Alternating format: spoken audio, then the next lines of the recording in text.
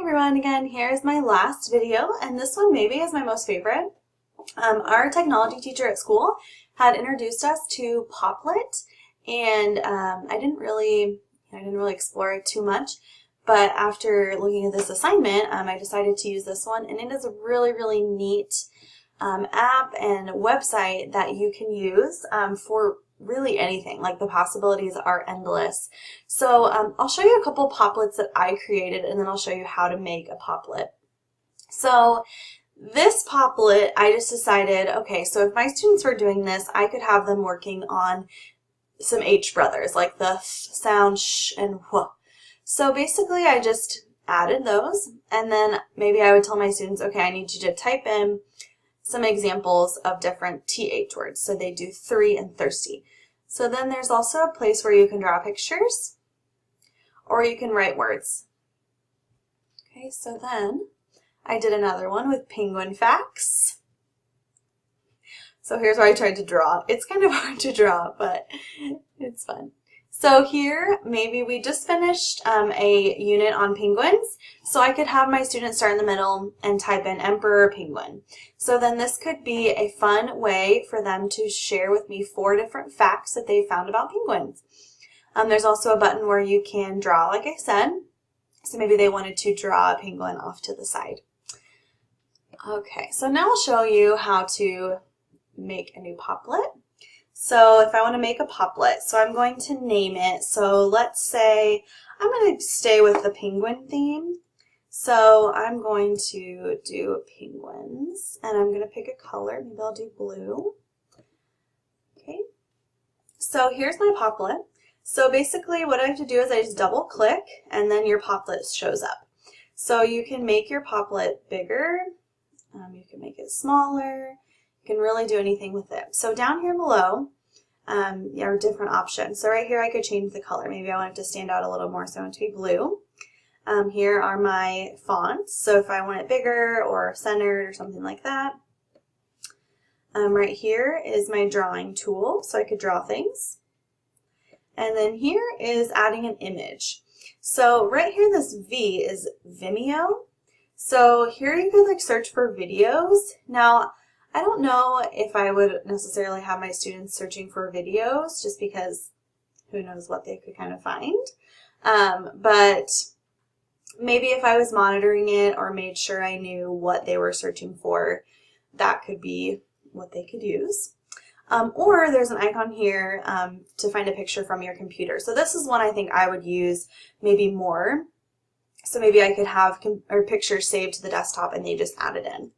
So I'm going to start and type in penguins, so they can just make it bigger, smaller. Okay, so I'm going to center it here.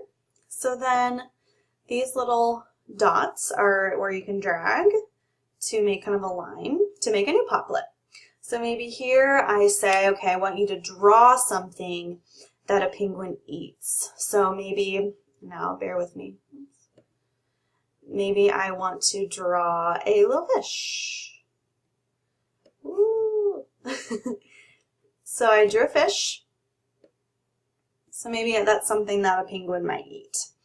Okay, so then I can click off of there. And so I'm going to click back here and do my little drag. So maybe I say, okay, now I want you to type something that, an interesting fact about a penguin. So maybe I could type in that they live in cold places. Okay, so then I want to do another one. So I'm going to change this one to a different color. And then maybe I say, okay, name me a type of penguin. So maybe I type in the rockhopper penguin. Drag this out. So really, students can make this totally their own. It doesn't have to be directed like that. I could just kind of give them the main idea, and then they could just kind of go for it, and they could do whatever they wanted. So when I'm done, I could either share it, okay, or I could go back. Okay, and then there also are a lot of different example Popplets that you could actually find that maybe fit something that you're teaching. So right here, public Popplets. So maybe if you're teaching about the earth, so here's some different facts about the earth. So you could share this with your students, and you could learn some new things about the earth. So there's a lot of different things you can do with Popplet. I found, let's see, maybe if we're working on numbers. I saw one that I really loved where if we're working on maybe 2-digit or 3-digit numbers. So maybe I'll say, okay, get your drawing tool out and I want you to show me using base 10 blocks the number 51. So I draw like 5, so those are stand for 10, so 30, 40, 50, and then I'll make this a different color. So here's 51. Okay, so then I tell my students, okay, now I want you to make a new Popplet, and I want you to show me the number 51 in a different way. So maybe they're writing 51. Okay, and then I say, okay, show me in a new way. So maybe they want to draw it with numbers. 50. Okay, I'm going to try that again so I can clear my drawing. I'm going to do 51. Okay, so this is something you can use really for any sort of subject. It's great for like main ideas, supporting details. You can use it here for math, for science, really anything. Popplet is very, very fun and easy to use. So my 2 standards that I think would go really well with Popplet, first would be Citizen and 3B. Establish a learning culture that promotes curiosity and critical examination of online resources and fosters digital literacy and media fluency. And then I also think that the last one, the Analyst, 7A, provide alternative ways for students to just demonstrate competency and reflect on their learning using technology. I think this definitely would be one that would fit with Popplet.